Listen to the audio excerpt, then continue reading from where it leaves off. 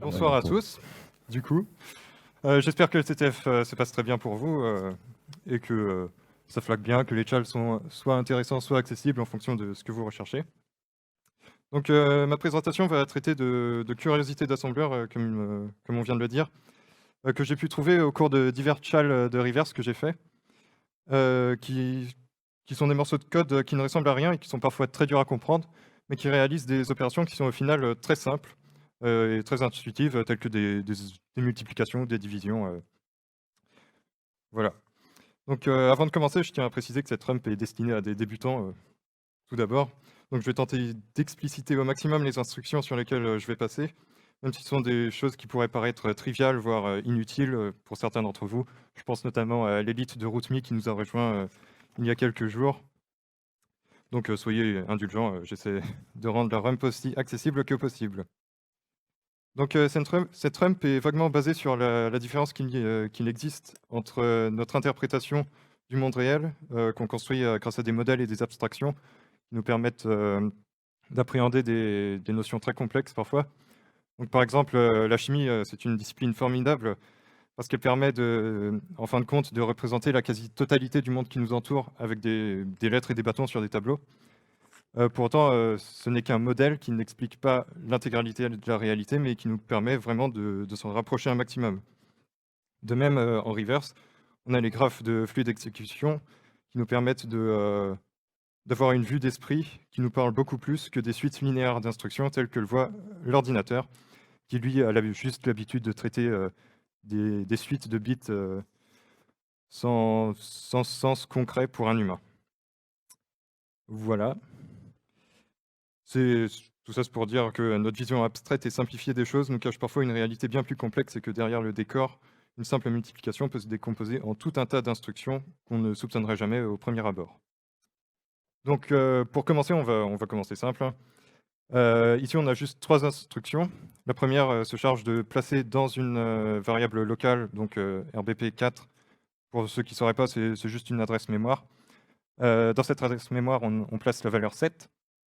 Ensuite, on la décale de 5 bits vers la gauche. C'est ce que fait l'instruction SHL. C'est Shift Left de 5 bits.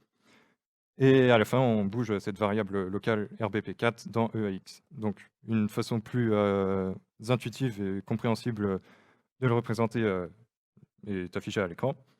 Et si on regroupe tout sur une seule ligne, ça nous donne ça. Donc, pour expliquer le bit shifting, ça consiste vraiment juste en du décalage de bits. Donc, si on le fait vers la droite, ce qui est dans le deuxième exemple, ça correspond à des divisions par des multiples de 2. Donc, dans le dernier exemple, du coup, on prend notre valeur initiale qui est en hexadécimal 0x4a ou 74 en décimale. On la décale de 1 bit vers la droite. Ça nous donne 37, ce qui correspond à 74 divisé par 2. Si on répète l'opération, on redivise à nouveau la valeur par 2, ainsi de suite. Dans l'autre sens, si on décale les bits vers la gauche, on revient à faire des multiplications par des multiples de 2. Donc, encore une fois, si on décale d'un seul bit vers la gauche, on ne fait qu'une multiplication par 2. Si on décale de 2 bits vers la gauche, on fait des multiplications par 2 puissance 2, et ainsi de suite. Donc ici, on décale de 5 bits vers la gauche, dans notre exemple avec EAX. Ça revient à faire une multiplication par 2 puissance 5, soit 32. Voilà. Pour continuer sur cette lancée, on a un exemple similaire, mais un peu plus complexe. Donc on reprend notre valeur RBP4, une variable locale, on y place 7. On place cette valeur de RBP4 à la fois dans EAX et EDX. Et ensuite, on effectue la somme de EDX et de EAX qui, au préalable, aura été shifté de 2 bits vers la gauche, ce qui revient à dire qu'il a été multiplié par 4, comme on vient de le voir. Et si on regarde cette dernière ligne-là sur le diapo, on comprend que EAX est égal à 7 fois 4 plus 7. Ça revient à dire que EAX est égal à 7 fois 5. Et là, on se dit, c'est bizarre, il existe une instruction qui est dédiée à ce genre de choses, en tout cas dans les processeurs Intel, qui sont les processeurs sur lesquels on fait tourner ce genre de code. Alors pourquoi est-ce que cette instruction n'est jamais utilisée, enfin jusqu'ici dans nos exemples, n'est jamais utilisée pour effectuer des multiplications? Parce que c'est ce qu'elle est censée faire au final. On se retrouve avec des morceaux de code de plusieurs lignes d'assembleur qui pourraient être résumés en une seule ligne. Donc on se dit, bah, c'est sans doute parce que le compilateur, au moment de la compilation, trouve que c'est plus optimisé d'effectuer ces suites d'addition et de bit shifting que de faire appel à cette instruction qui est, on pourrait supposer, assez gourmande en mémoire ou en performance, plus en performance qu'en mémoire. Et, oui, je précise juste, tout ça, ça a été compilé avec GCC, sans aucun flag, enfin, tous les paramètres sont mis par défaut. J'ai bien fait attention à réimplémenter tous les morceaux de code que je présente ici, pour être sûr bah, déjà de ne pas faire d'erreur d'interprétation, et ensuite, pour pas nécessairement plagier les tchals desquels je me suis inspiré. Donc ici, je dis que Imul, on s'en sert pas jusqu'ici. Donc je me suis demandé dans quel cas est-ce qu'on s'en sert en fait? Dans quel cas est-ce que le compilateur décide que pour effectuer une multiplication, c'est valable ou c'est rentable en termes de performance d'utiliser Imul?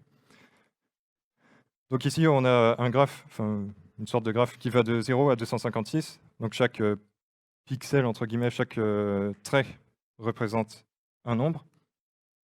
Donc au tout début, on voit 0 et 1, ce sont des valeurs en gris. Ce sont des opérations omises par le compilateur. Quand on dit qu'on veut multiplier un nombre par 0, le compilateur dit que bah, le résultat c'est forcément 0, donc ce n'est pas la peine de faire la multiplication. De même, quand on multiplie un nombre par 1, le résultat reste le même.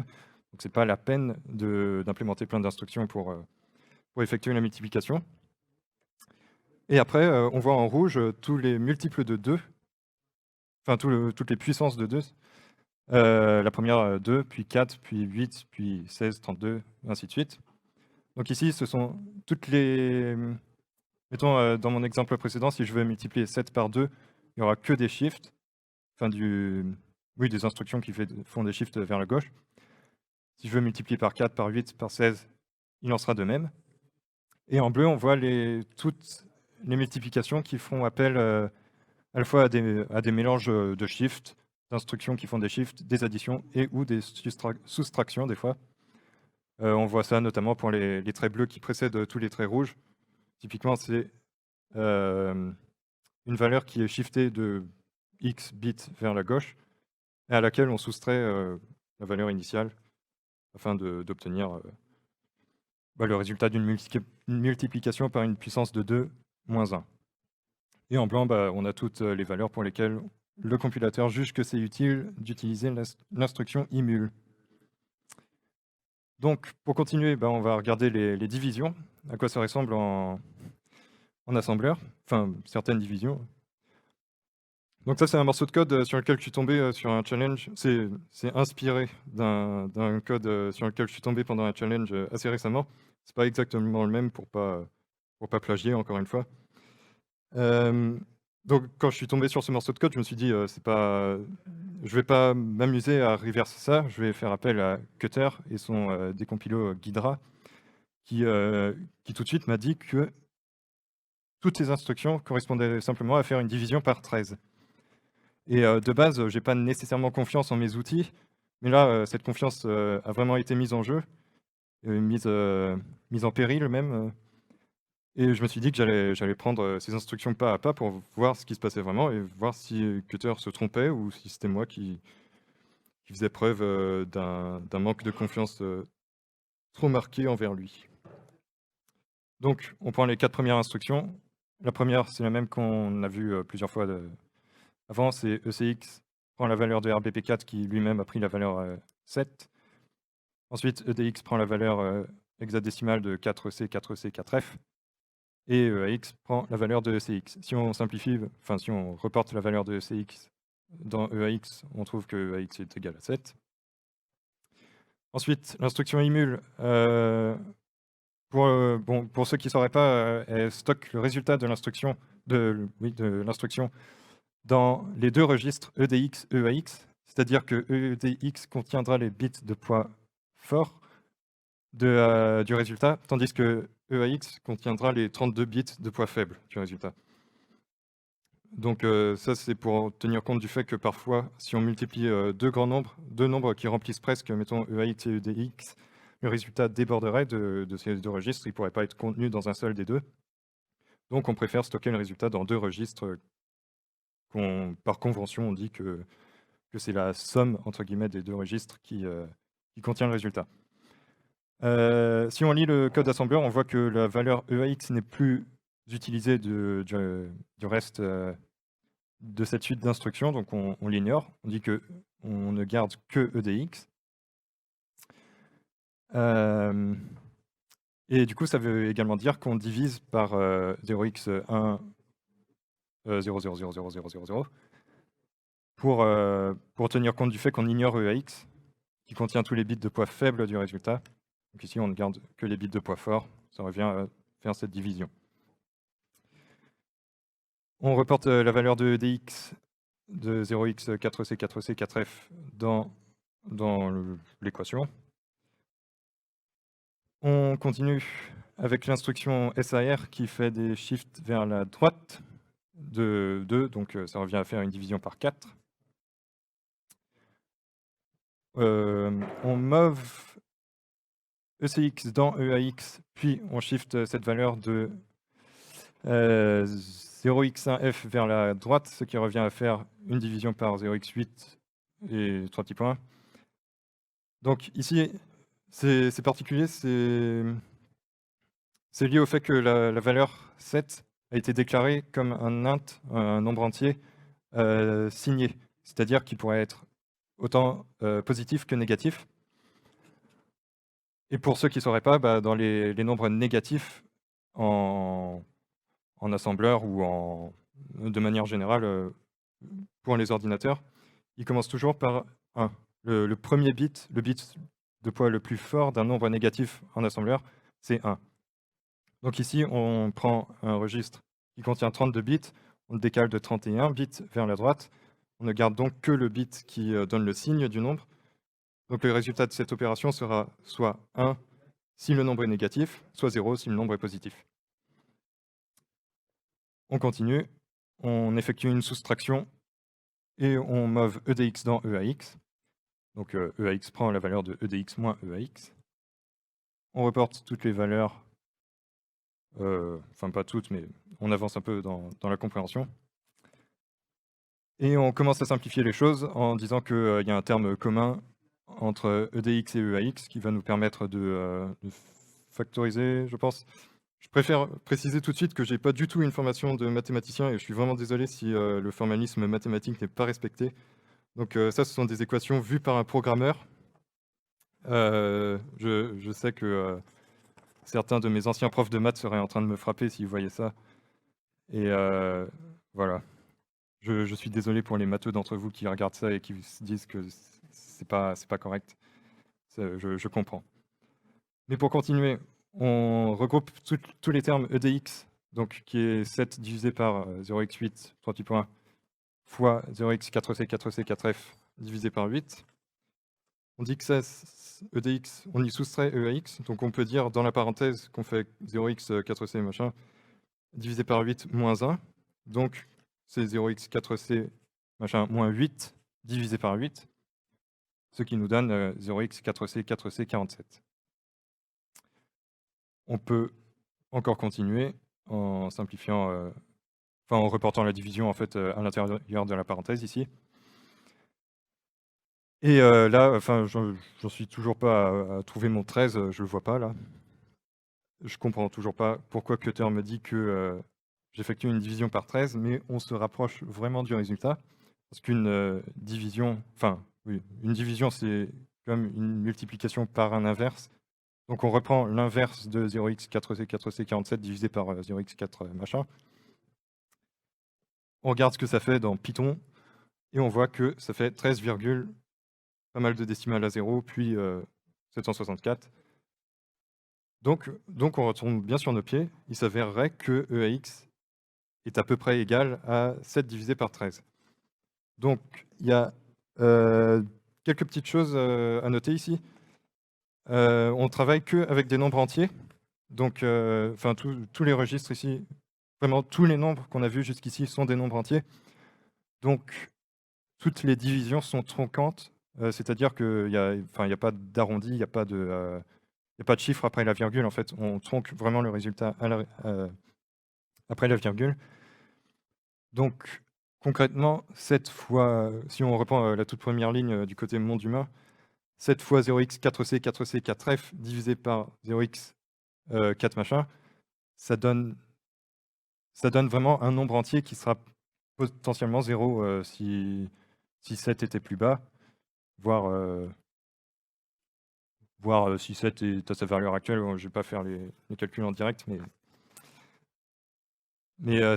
voilà, on travaille avec des nombres entiers, ce qui explique également le fait qu'on se retrouve avec une division par 13, par une division à la fin qui ne soit pas exactement par 13. Je pense qu'à un moment, j'ai dû peut-être louper quelque chose, et peut-être qu'en prenant en compte les troncations, on se retrouve bien avec une division par 13 pile à la fin. Donc, encore une fois, je suis là pour expliquer les choses de manière relativement ludique, pas pour faire un cours de maths.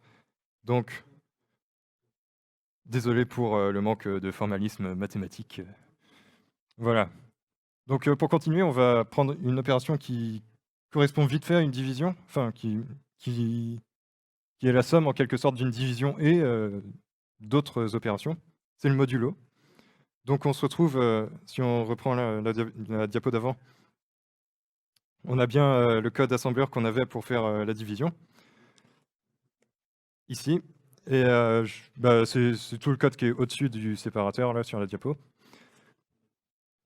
Et en dessous, on a quelques opérations qui se sont rajoutées. On va essayer de comprendre ce qu'elles font, même si c'est plus intuitif. Déjà, on n'a pas de valeur hexadécimale aberrante qui se promène, telle que 0x, 4c, 4c, 4f. Donc, on prend e à x, c'est 7 divisé par 13, on venait de l'établir. On avance un peu dans le code, on voit que e à x se voit... on a add e à x, ça revient à faire e à x fois 2, plus edx vaut e à x avant l'addition, ça revient à faire e à x fois 3. On shift de 2 bits vers la gauche, ce qui revient à faire une multiplication par 4, puis on ajoute encore e dx à e à x, e dx étant la valeur de e à x avant toutes ces opérations, donc 7 divisé par 13. Ça revient à faire une multiplication par 13. Donc on notera, tout à l'heure on avait fait une multiplication par 7, et on avait fait donc du bit shifting vers la droite, non, vers la gauche, pour multiplier par 8, et on avait soustrait 1, enfin 1 fois 7. Ici, on remarque qu'on fait une multiplication par 3, enfin des sommes, des additions qui reviennent à faire une multiplication par 3, puis du bit shifting qui revient à faire une multiplication par 4, puis encore une somme qui revient à ajouter 1 à 12, ce qui fait 13.